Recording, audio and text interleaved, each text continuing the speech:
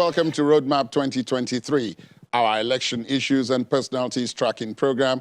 I am Ladi Akeredoluale. Thanks for joining us.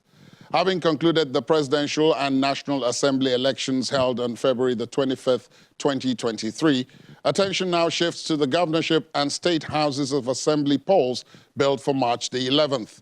My guest on this edition says the difference between both sets of polls is that this one will be won on mostly local issues. My guest says poverty will be eradicated in his state in 10 years if he's elected governor, and that the region's security challenges require tackling poverty and bringing in regional cooperation. RoadMap 2023 talks to the People's Democratic Party PDP governorship candidate in Enugu State, Dr. Peter Mbah.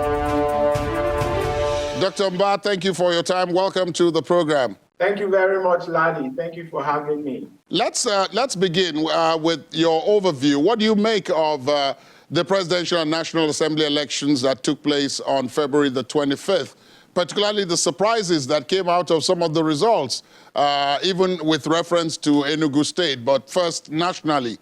So you could look at it from two ways, Ladi. You could look at it based on some opportunities that it has created, and you can also look at it from the challenges that we are also having to deal with. So let's look at it from the opportunities. We've had, if you look at the pattern of our political landscape or what we've done in terms of our elections since the beginning of the current democratic dispensation, we've had two dominant political parties. And for the first time, we are having those two dominant political parties, their political shares, if you will, being somehow eaten into. So we now have parties that have somehow taken part of those shares. So they've kind of somewhat disrupted that political landscape, that pattern that had been the case since 1999 until the recent past elections. Now, from the point of view of challenges, so this is the first time we're also using the BVAS election to the BVAS machine to conduct a general elections. And we observed that there were some challenges in the functionality of those BVAS machine in terms of the transmission of results and all that, and which again is obviously something that the parties, those that feel that this has not quite served the way it was expected to serve, they are going to challenge it in court, which again is one of those great bequeathers of our democracy, the institution of the judiciary, the fact that there's an infrastructure that provides for us to seek redress where we feel aggrieved, and the parties who have complained are obviously going to be seeking redress. Now, your party, of course, is one of those that has complained, but let me come to Enugu State specifically. For the first time, in its recent political history, PDP did not win the National Assembly and the presidential election in Enugu State. Don't you think that would have some kind of effect on your own chances as the candidate of the party in the coming governorship election on the 11th? We do not think that the last presidential and National Assembly election would have an impact on the next election, which is the governorship and House of Assembly election. Now, the reason is our people are essentially interested in making sure that they are led with someone who has presented to them, not just presented to them, but who also has the background, to address some of the the challenges we have. And again, what gave rise, the sentiments that gave rise to the outcome of the last election, they're not quite present here, because here we're talking about Enugu State election that is being contested by people of the sons of Enugu State. And what they would obviously be looking at would be the quality and the value proposition each candidate has presented to them. And, if you will permit me to sound immodest, I do not think that there is any of the candidates among those of us contesting for the seat of the governor that has come close what we have offered the people of Enugu State in terms of our vision and where we want to take Enugu State to 4 years from now. And just as we say, we've unveiled our manifesto, our social contract that has promised Enugu State the great things that our founders and our forebears would wish that our people, the people in the future, live up to, and that's what we're presenting to them. Now let's come to that specific roadmap, shall we, and talk about Enugu State and your plans for its development. You talked about that social contract. There are others, of course, who have described it as a statement of purpose for the state. Now, let's get into the specifics, if we will. You want to move the Enugu State economy from $4.4 billion to $30 billion. 4.4 being where you think it is at the moment, to 30 billion over the next 4 years. But many of those who have listened to that statement ask the question, look, Enugu State is basically, a civil service state, not too much by way of industry and all that. So how do you plan to do this movement from 4 to 30, within such a short space of time? Larry, you're very correct that we've largely run an economy that is driven by public sector. But that's also essentially, if you look at the how of how we intend to grow the economy of Enugu State from $4.4 billion, which is the current levels, to $30 billion, and also eradicate poverty completely in Enugu. We have proposed also that this would happen through, this growth will be achieved through constructive investment. And these investments will come from private sector. And for us, as government, our job will be to ensure that we create that policy and physical environment for private sector to thrive. And our mission essentially is to make Enugu State that preferred destination for investment and business. And we're going to do that by providing all the core indicators and the sub-indicators of the ease of doing business in Enugu State. We also propose to de-risk these investment flows by engaging with this private sector, prospective private sector investors that would come to invest in Enugu. So we would have deliberate policies that would ensure that we move the Enugu State economy from what it currently is, a private sector economy, to a public sector economy, to a private sector economy. And yes, that's essentially the house. How do we do that? The environment will be created, the infrastructure, the security, and all that will be in place, will be put in place, and we have robust plans to tackle these things. Now, none of the things that you're talking about would be possible even, and I'm sure it will be a challenge, not just to you, but to others in your position, come the end of May 2023, especially if the security situation in the Southeast in general remains the way it is.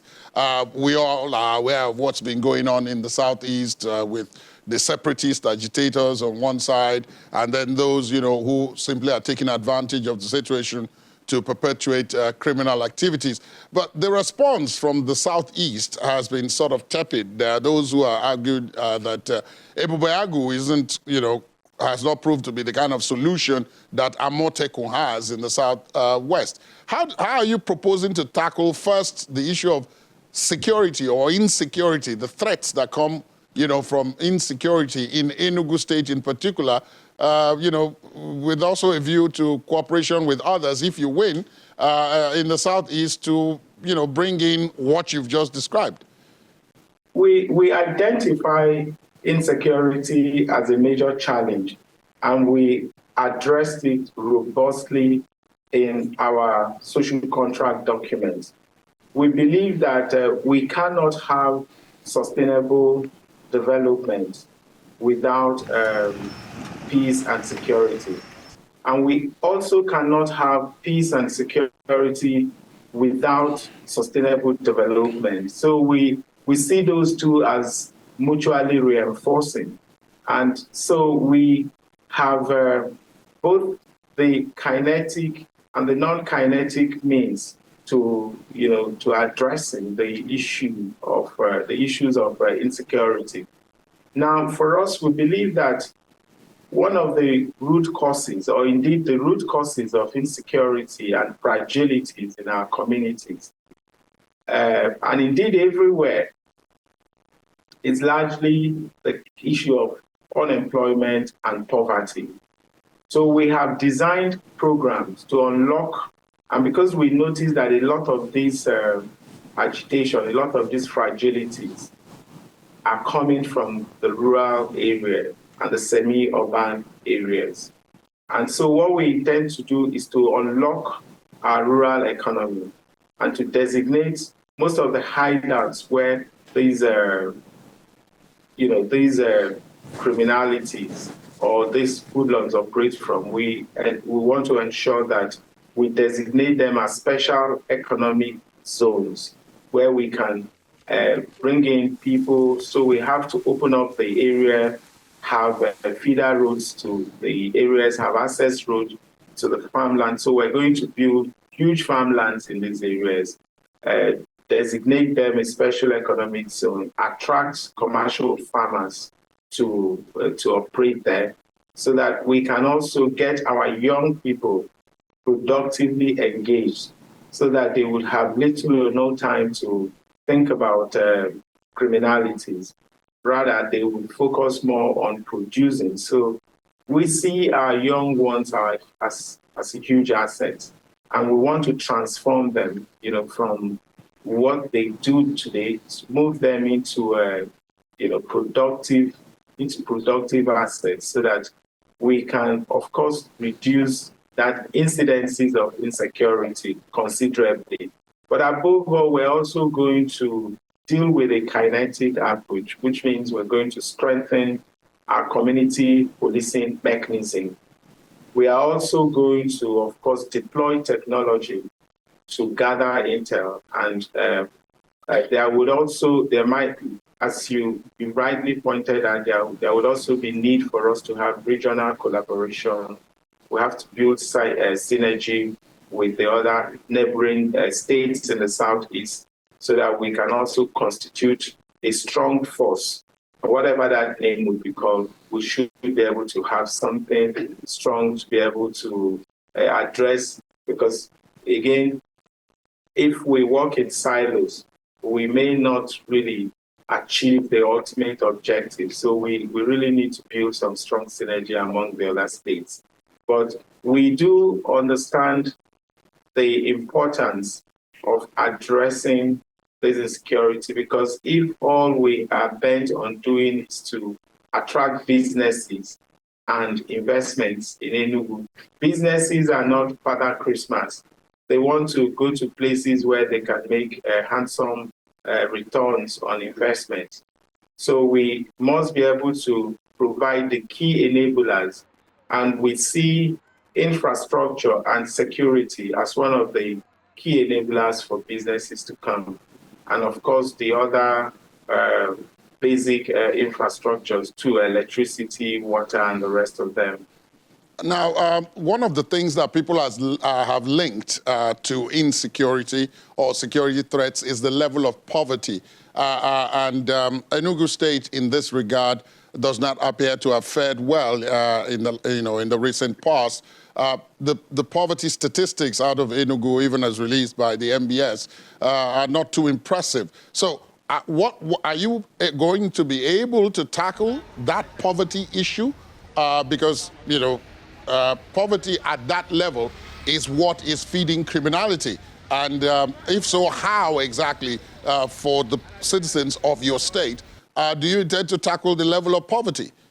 Yes, so poverty certainly would be addressed. And if you look at the vision statement and the vision we have for Enugu State, we've not talked about reducing poverty, we've talked about eradicating it, because we understand the consequential effect of poverty and how they actually contribute to insecurity. So the plans we have is basically to ensure that we reduce poverty to zero.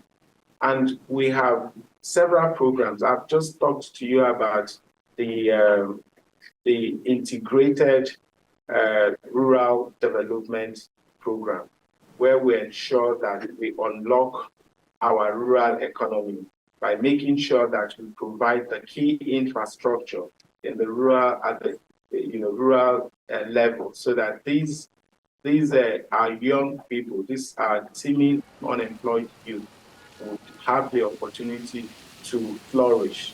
And you know also that everything we have said in our manifesto about reduction or indeed eradication of poverty from the current levels to zero, what may have also been responsible, which is something we have addressed in our social contract document, is that we have to rejig our current revenue model. So our current revenue model in Enugu, which focuses largely on the rent-seeking approach. We go to the federation account at the end of the month, collect federation account, and come back here and spend it. Next month, we do the same thing. The funds we get from the federation account, it's no longer able to optimally intervene in the critical sectors where we need to address the incidences of poverty and these challenges of poverty. So across all the sectors, what we do currently is to suboptimally intervene based on the funds we get from the federation account. So something needs to be done differently, and that's our revenue model. So we've come to a point where this current model is no longer sustainable and has served or lived out its maximum potential, and we need to be able to innovate. We need to be able to do things differently, and that is why we talk about looking inwardly and to look at the huge assets that we have that are as yet they lay dormant. We must be able to revamp those assets and get them into a productive state. And so we can begin to generate revenue from those sources. Another thing we'll have to do is to make sure that we create the enabling environment, both the policy and the physical environment that would attract businesses and investors to Enugu. What that does is it generates employment and essentially effectively reduces poverty. You notice all we've talked about in our document is an inclusive economic development, and that is really targeted at the vulnerable ones in our society, the poor ones. So we must have deliberate policies that would lift these people out of the pit of poverty. And our target is to, in the next 8 years, to achieve a 0% rate in our poverty headcount index. Given what you said, of course, one of the other things that many people would point to is that Enugu, I mean, talking about basic infrastructure now, Enugu, has a water scarcity problem. Is one of the hashtags that has been trending on social media in the lead up to these elections. And many are wondering, what are you going to do differently? Because this seems to have been a long-standing problem in Enugu State. What are you going to do differently to make it possible for this to be a problem of the past? Water, indeed, is very important to life. It's something that we cannot do without. And we said to Ndi Enugu that upon our inauguration, 180 days after that, after our inauguration, we would have water running in the house, in the large part of Enugu. And we've been able to conduct a robust study about the research. We've done a research on the challenges we have on our water supply systems. We've broken them down. We've looked at the upstream, the midstream, and the downstream. We know where the challenges are. We're not having so much challenges with the supplies because we have water schemes that can meet our daily consumption volume. As at today, we have the challenges we've identified is on the midstream and the downstream, and the current government has done something considerably. They've already started working on that. It's received their attention, but we also know that with what they've done in less than or at most 180 days. We're going to have water running in our houses here in Enugu. That's what we promised in Enugu, and that's why we gave specific days, because we know the problem, we know we can crack it in 180 days. We'll have water in Enugu. It's also good for not just for living, but even for business, because even the business owners are challenged because of the sort of money they spend on water. So we have to deal with water squarely.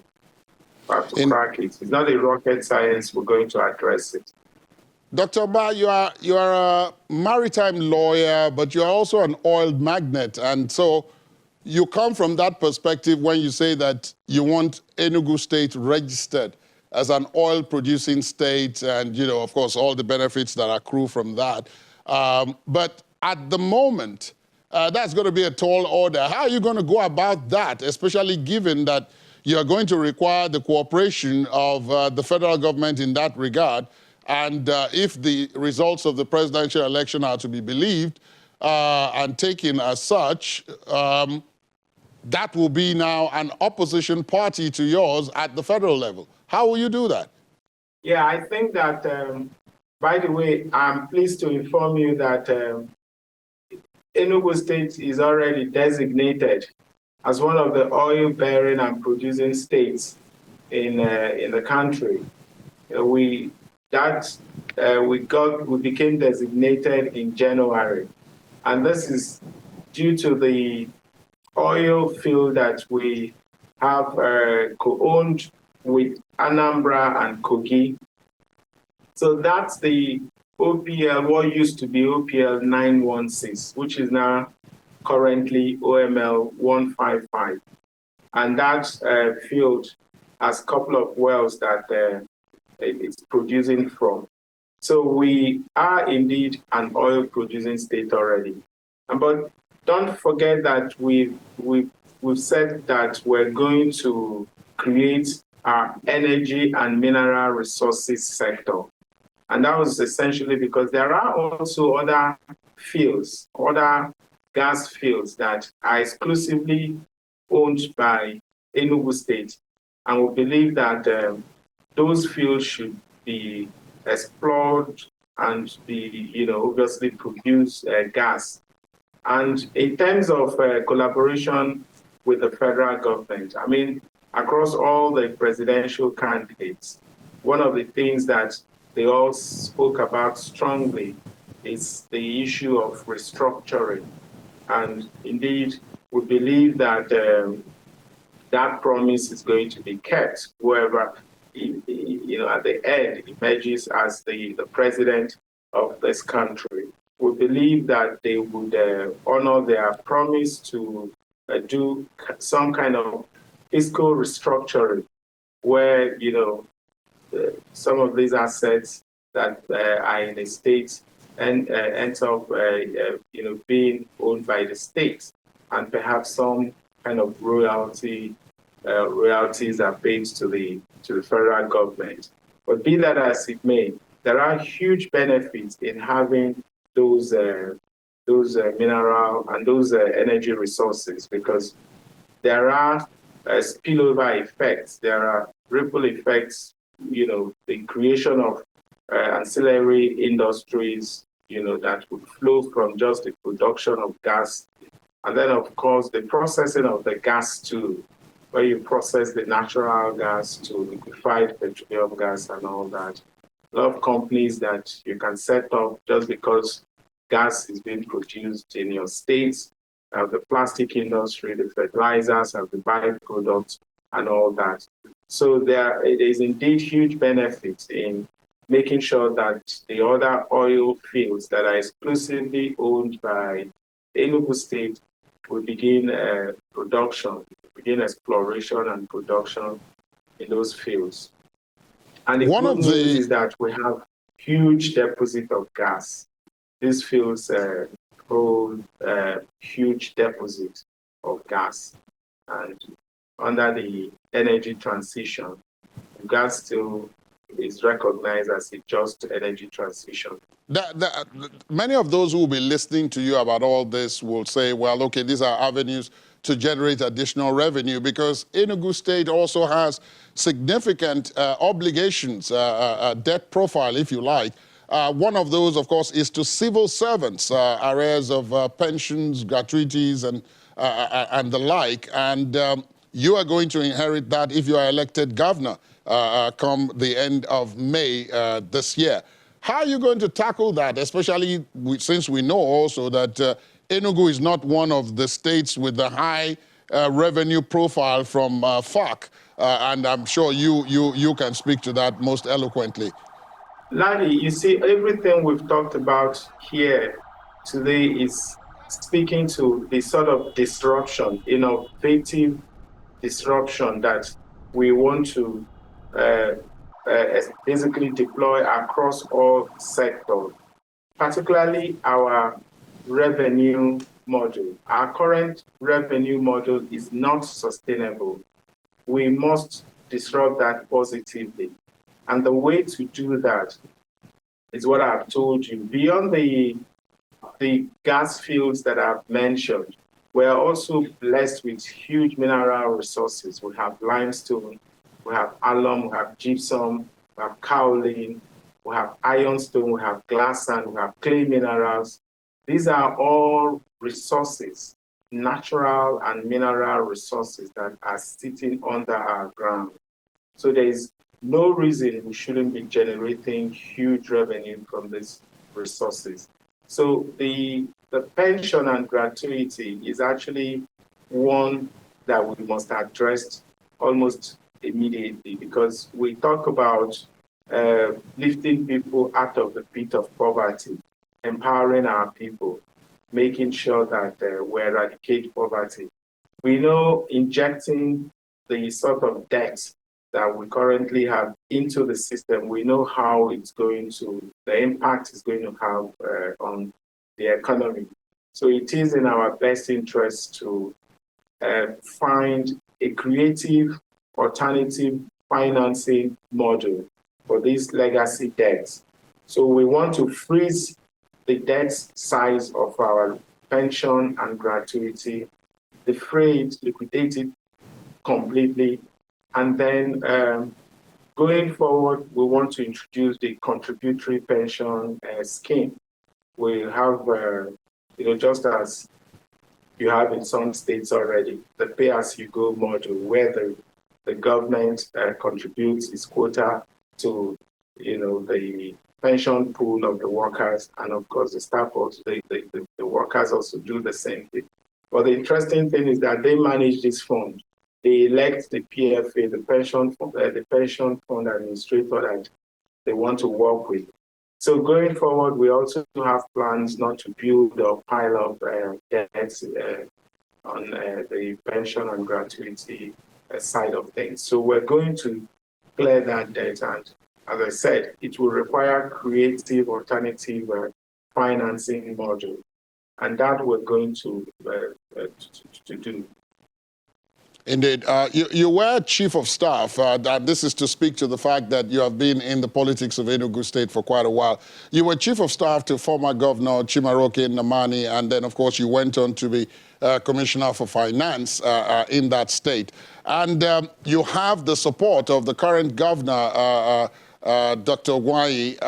I'm wondering, and so many people have put it out there, that how independent can you be, or will you be? In fact, the accusations arrived that you will be in the pockets of this particular two godfathers because they have been your mainstay in politics, and they're the ones who have the political base that you're going to use to get yourself into the governorship. So how are you going to deal with them as your godfathers? Are they your godfathers? Laddie, you know what has... I'm glad you raised that point. You know my background. My background is business and entrepreneurship. I have also thrived in the space where I play. We came from, running a small company to a medium, large, and today very large company. As the company we started at the zero base today has become arguably #1 in the downstream subsector of the oil and gas industry. And we basically, did that through disruptive innovation. But you cannot run the size of business I run today again, and then you decide to leave that business to come and become an appendage to someone. As you know, at every point in time, once a governor is elected, he becomes the leader of that party in the state. And then, of course, for you to emerge as a candidate, you usually have to have the buy-in of the leadership of a party in a state, and because it's an internal party thing.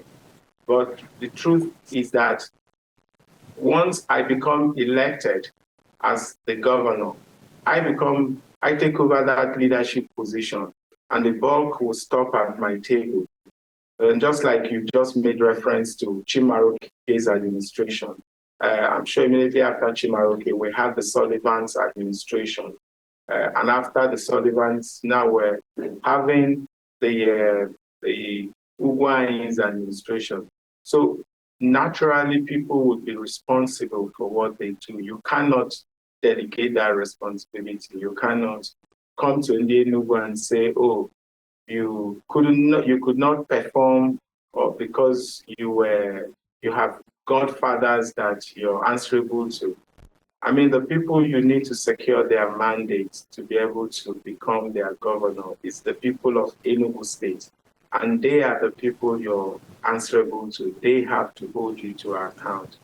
And that's essentially what we mean when we talk about inclusive, transparent governance model. Okay, so if you look at our governance philosophy, our principles are based on those transparency, accountability, and fund traceability. Accountability to Ndi Enugu to the people of Enugu State, so that at the end of the day, we have to be answerable to them if and when we become or we secure their mandate. Let me also, because one of the other things that has been trending since you became the candidate of the party has been this allegation about your runnings as a result of the political positions you've held with the Economic and Financial Crimes Commission, the EFCC. First of all, clear the air for us, if you will, on that. Did you have a run-in with the EFCC? Were you ever arrested by the EFCC? And if so, in what regard? So I've never had a plea bargain with the EFCC or indeed any law enforcement agent in the world anywhere in my life. So what happened was that at the twilight of our of the administration where I served as a commissioner for finance, the activities of the government were under investigation, and there was a petition written, and some of my colleagues then were invited to EFCC. My name was not mentioned in that petition. So, but by virtue of my office as a commissioner for finance, I elected to go with them to EFCC. When we got to EFCC, I was told, you were not part of those we invited. I said, I'm aware, but this is my office. And I thought if I have any clarification to provide, I will be able to. At the end of the day, they asked me a few questions, and on the same day, they asked me to go back. And because my colleagues were held back, subsequent to that, they prepared a charge sheet. Obviously, the target of the investigation then were, the finance and the activities of Enugu State. And I'm sure you recall what happened at some point in this country, where the person who was at the helm of, EFCC at the time, what then happened is, if the target of the investigation is under immunity, what would happen is that the arrest will be made to those, they have, maybe what is now referred to the popular placeholder kind of concept, where somebody is picked in proxy for someone else. And then what happened was, I had my name on the charge sheet, but the minute the governor was served out his tenure, his name, then he was then, of course, charged. And before the commencement of the trial, the prosecution moved an application in the court to strike out my name from the charge sheet.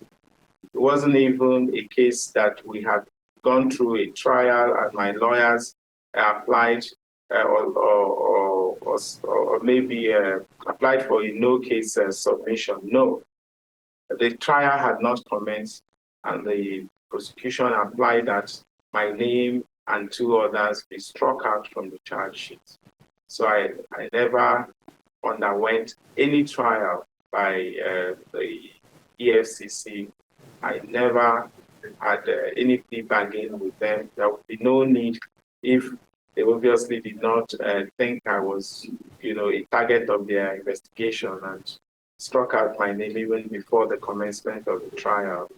And I think that you may also have noticed that I've been a victim of malicious attack, and I've been vilified and scorned.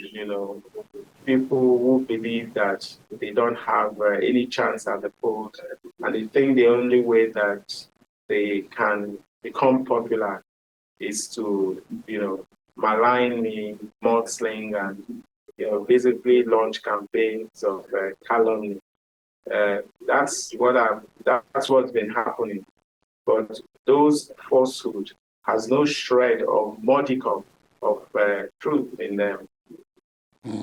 Now, would the allegations of you forging your NYSC certificate also fall under this bracket? Because that's another accusation that has made its way. That's again another, just part of the scheme to malign me.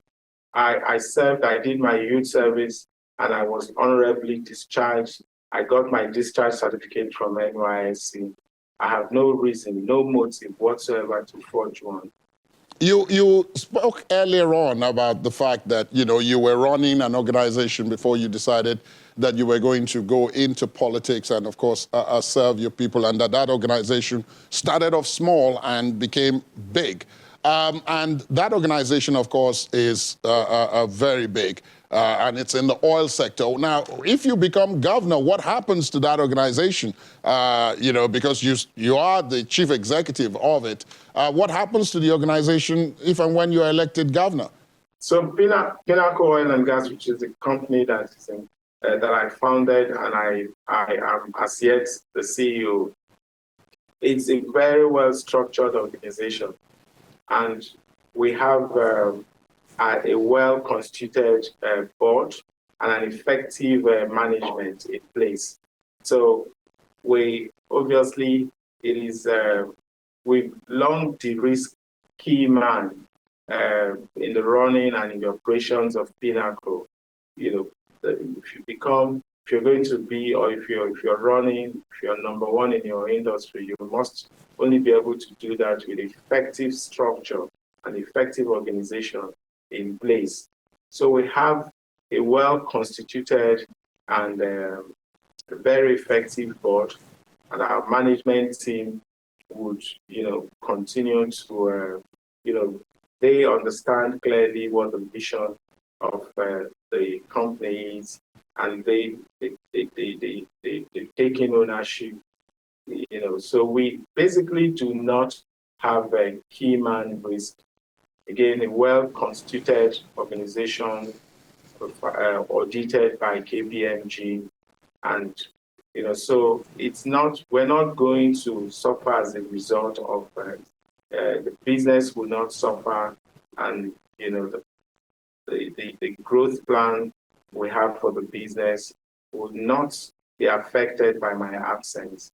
Indeed. As we begin to wind this down, I must ask you, now looking ahead, the elections for the 11th, INEC has said that it is still going to use the beavers on Saturday, March the 11th.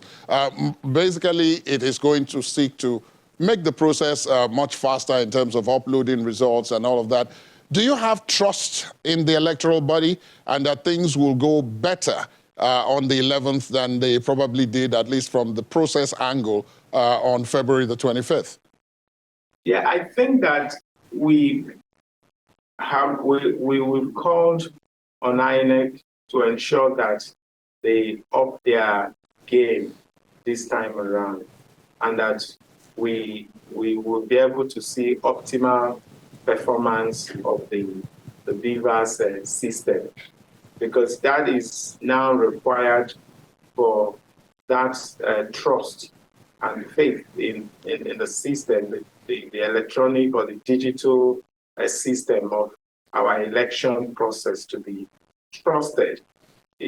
So it is my hope that INEC would live up to that the expectations of the people this time around. We hope to see a beaver system where the results are transmitted from the polling units, and those results can be viewed from the INEC portals from wherever anyone is, once you have access to the portal. And that's essentially what we hope, so that it can reduce, of course, the number of post-election litigations that we have in the country. Are you afraid for your life in this poll? Do you have trepidations about violence? Because I know that Enugu State has been in the news for violence. And, the candidate, the senatorial candidate of one of your rival parties was murdered along with two of his aides just a couple of days before the elections of the 25th. Do you fear for your life? No, frankly, Enugu State is still, as you know, adjudged to be one of the most secured and peaceful states in the country. Of course, we do have pockets of this violence, every now and again. The violence that you're referring to, as you may know, is still being investigated by the law enforcement agents. But we also know that whoever or those, whether group of people that are responsible for this, that they are going to be identified, they are going to be pursued, and they are going to be defeated. And, we continue to ensure the government of the day and, of course, the security agencies would continue to ensure that peace and security is maintained throughout this period. We are confident that we're going to have a peaceful election. We've all the political parties here have signed a peace accord, and I, for one, believe strongly that this is not a do or die. This is a call to service, and that there is no person's life, that is worth our aspiration at all, and that we must do everything to ensure that that peaceful atmosphere is maintained during these forthcoming elections. Indeed. Dr. Peter Mbah, I can only wish you the very best of luck in the coming elections. Thank you for your time on the program today. Thank you. Thank you, Ladi. That's our program today. We would, of course, like to hear from you on the conversation. Our social media handles are right there on your screen. You can also listen to this and previous episodes of the program via our podcast. Please visit our website, channelstv.com, to get started. I am Ladi Akiriduluale. Goodbye.